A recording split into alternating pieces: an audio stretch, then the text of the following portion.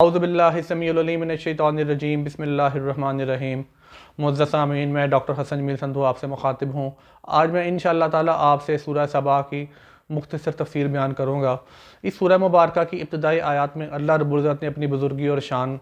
بیان فرمائی ہے۔ اللہ رب العزت فرماتے ہیں، میں ہی ہوں جو زمین و آسمان کا مالک ہے، میں نے ہی زمین و آسمان اور ان کے مابین جو کچھ ہے 6 دن میں بنایا، عرش پہ اپنا ٹھکانہ کیا۔ میں ہی ہوں جو تمہیں رزق دیتا ہے، میں ہی ہوں جو کسی کے لیے رزق کشادہ کرتا ہے اور کسی کے لیے تنگ کرتا ہے۔ میں ہی ہوں جس نے دن کو روشن اور کام کے لیے بنایا اور رات کو تمہارے لیے پرسکون آرام کے لیے بنایا۔ میں ہی ہوں جو دن کو رات اور رات کو دن میں داخل کرتا ہے، اور سورج چاند ستارے میرے حکم سے ہی ایک مقررہ وقت میں تیرتے چلے جاتے ہیں، اور کبھی بھی اپنے راستے سے اپنے وقت سے وہ آگے پیچھے نہیں ہوئے۔ اللہ رب العزت فرماتے ہیں کہ میں نے حضرت داؤد علیہ السلام کو خوش الحانی بخشی۔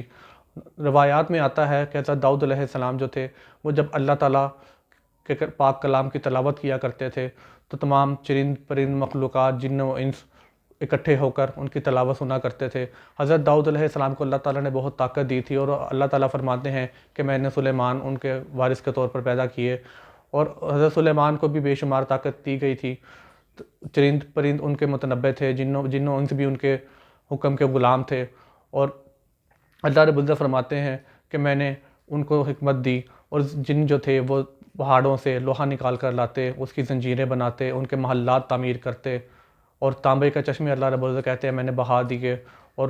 اس سے وہ برتن بنایا کرتے تھے اپنے۔ اور اللہ رب العزت نے اپنی شان بزرگی کا واقعہ فرمایا ہے کہ حضرت سلیمان علیہ السلام کو جب وفات دی گئی تو جن چونکہ ان کے حکم سے، ان کے خوف سے ان کے محلات اور دیگر چیزیں دنیا کی تعمیر کر رہے تھے، تو مبادا اس ڈر سے کہ وہ کام نہ چھوڑ دیں، ان کی وفات کو اللہ تعالیٰ نے ظاہر نہیں کیا۔ وہ اپنے تخت پر بیٹھے تھے عصا ہاتھ میں پکڑ کر، تو کچھ دن کے بعد جب دیمک نے اس عصا کو کھانا شروع کر دیا، تب ان کا جس خاکی ایک طرف لڑکا، تو تب ان کو جنات کو اور باقی لوگوں کو پتہ چلا کہ وہ اس دنیا سے رخصت ہو چکے ہیں۔ یہ بھی اللہ تعالیٰ کی شان بزرگی کا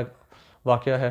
مزید برآں اللہ رب العزت نے قوم سبا کا واقعہ بیان فرمایا ہے کہ ان کے پاس باغات تھے جس میں بے شمار اچھی نسلوں کے پھل تھے، اور وہ ان سے لطف اٹھایا کرتے تھے، لیکن پھر وہ شیطان کی پیروی کرنے لگ گئے اور رب کی ناشکری کرنے لگے، اور ان پر سیلاب آیا، اور ان کی بستیوں میں جو باغات تھے وہ صرف گلے سڑے پھل لیے ہوئے رہ گئے۔ مزید اللہ رب العزت نے بیان فرمایا ہے کہ بروز قیامت جب تم میرے سامنے پیش کیے جاؤ گے تو کوئی بھی تم میں سے کسی کا دوسرے کا بوجھ نہیں اٹھا سکے گا۔ تمہارے معبود جنہیں تم میرے سوا پکارتے ہو،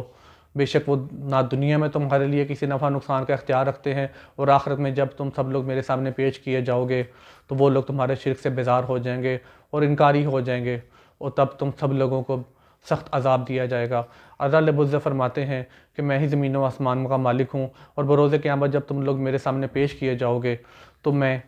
ہی ہوں کہ جو تمہارے اعمال کا پورا اجر دوں گا، اور اگر کسی نے رائے کے دانے کے برابر بھی نیکی کی ہوگی تو اس کو اس کا پورا اجر دیا جائے گا، اور اگر کسی نے چھپ کر بھی کوئی گناہ کیا ہوگا تو اللہ رب العزت اس بات پر قادر ہیں کہ وہ ہر کسی کا عمل بروز قیامت اس کے سامنے لے آئیں، جب انسان کی آنکھ، ناک، کان، ہاتھ، پاؤں اور باقی اعضاء بھی اس کے تمام اعمال کی گواہی دیں گے۔ اللہ رب العزت سورہ مبارکہ کی آخری آیات میں نبی پاک صلی اللہ علیہ وسلم کو مخاطب فرمایا ہے۔ جب قریش مکہ نبی پاک صلی اللہ علیہ وسلم کو اذیت دینے پہ اترے ہوئے تھے تو کبھی وہ کہتے تھے یہ دیوانہ ہے، کبھی کہتے تھے یہ شاعر ہے، کبھی کہتے تھے اس کا دماغ سٹکیا گیا ہے، نعوذ باللہ۔ تب اللہ تعالیٰ نے کہا کہ نہیں، نبی بے شک نہ جادوگر ہے، نہ شاعر ہے، نہ ہی یہ بہکا ہوا ہے، بلکہ یہ میرے پاک کلام جو میں اپنے جبرائیل امین کہ